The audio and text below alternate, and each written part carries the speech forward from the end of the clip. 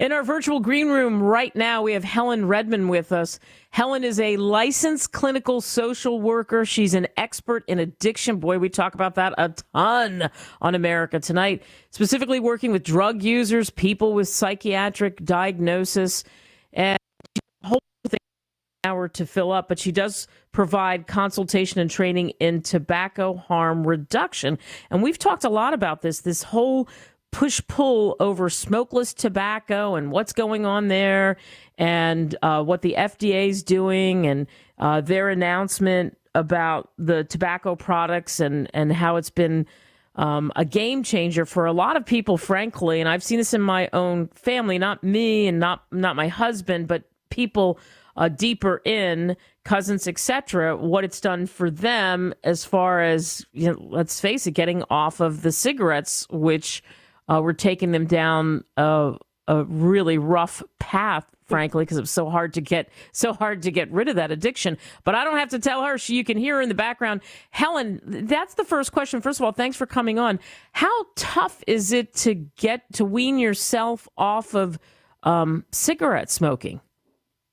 Well, I think it depends on a couple of factors. How long you've been smoking, if you're using nicotine because you have a mental health diagnosis. We know that nicotine really helps people decrease anxiety and depression. It gives people energy and focus.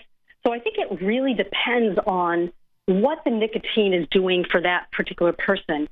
I would say, though, I actually believe, and we know it, millions of people around the world have stopped smoking.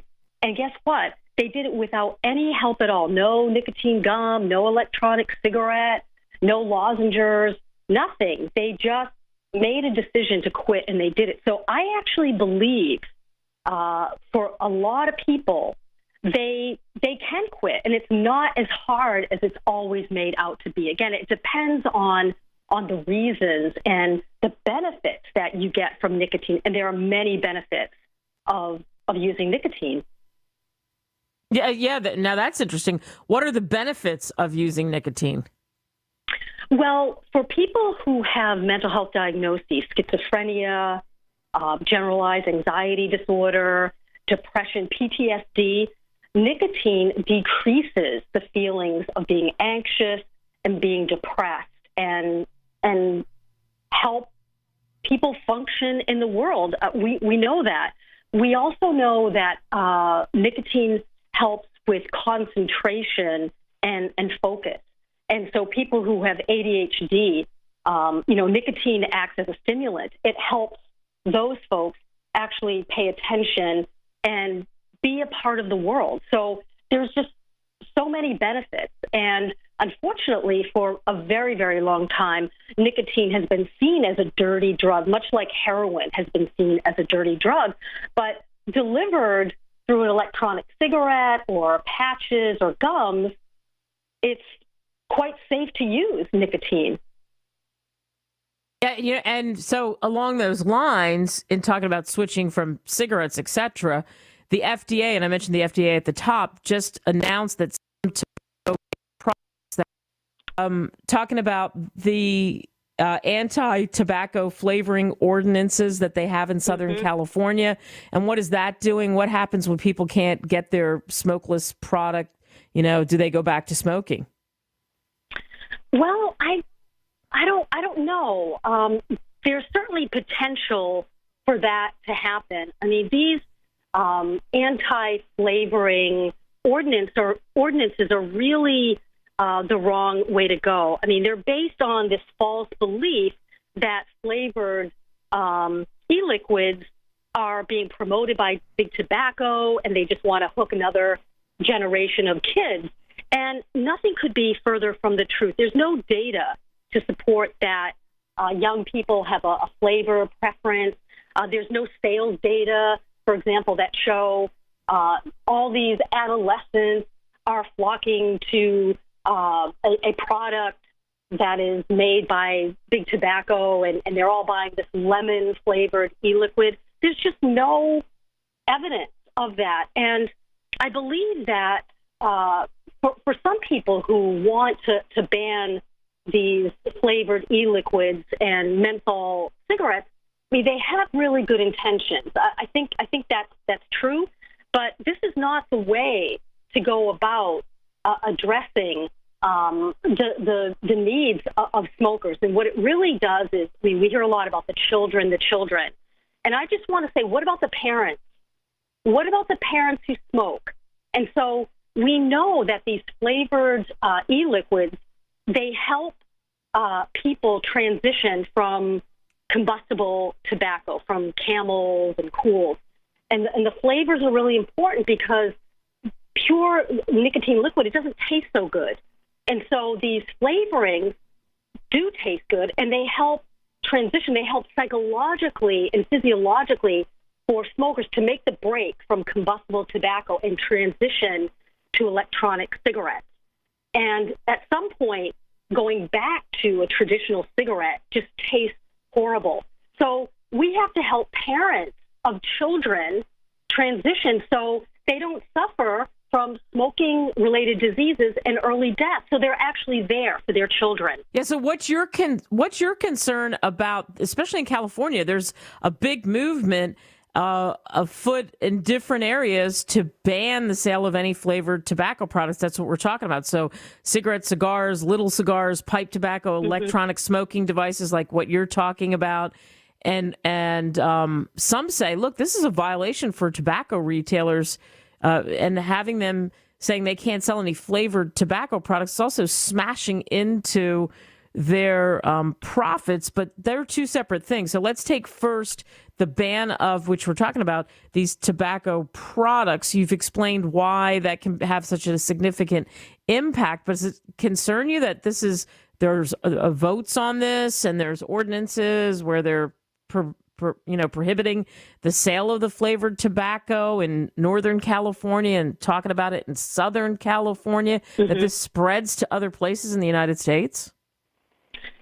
Yes, they've got it all backwards. I mean, the notion that you can ban anything and people aren't going to go to another city to get flavored e-liquids, or the development of a black market in particular menthol cigarettes. I mean, we have black markets in the United States, so the bans don't address the problem, but there isn't a problem. I mean, they see a problem where there is no problem. And what they need to do in California and any other state that is thinking about banning flavors is to not do that and to actually promote the use of electronic cigarettes among adults who are smoking combustible tobacco. That is the project that they need to take up. That is what they need to put their time and energy, money, and resources into,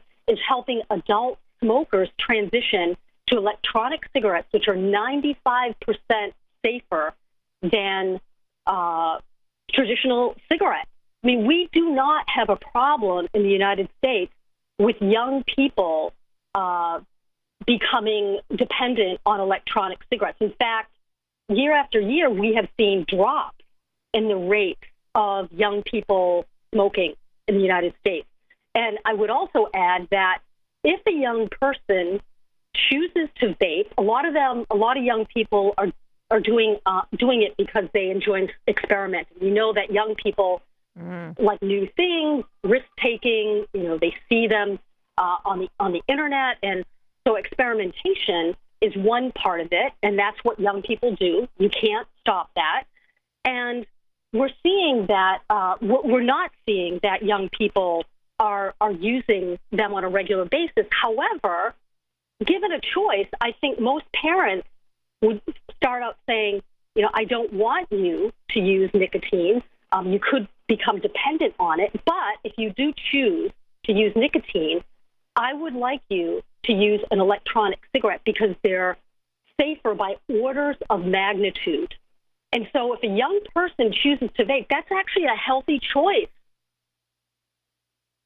Right. And so you're saying basically it would push kids in a different direction.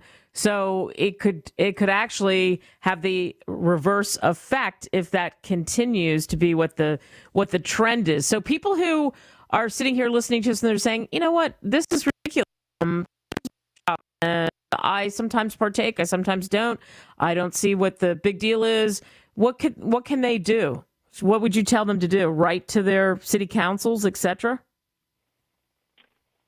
Well, I think the vaping community, and they have stood up in San Francisco, so it's going to go to a referendum. The vaping community has to stand up against these vaping bans and tell the truth about it, because that's the other thing that is sorely lacking in the United States. There is just a tremendous amount of misinformation. It wasn't that long ago that the former Surgeon General of the United States, Dr. Vivek Murthy, in his comprehensive report on smoking, he called electronic cigarettes, quote, tobacco products. That is wrong. So the vaping community and the manufacturers of vaping products have to stand up and fight these bans, because it's really a life or death issue. Yeah, well said. Perfect place to end this. Life or death. I'd love to know what you think, the listeners of America Tonight. You can weigh in. Send me your thoughts at americatonight.net. Click on contact, and bada bing, you're in. Let's weigh in on this. Helen Redmond, thank you so much for joining us on ATN. Thank you for having me.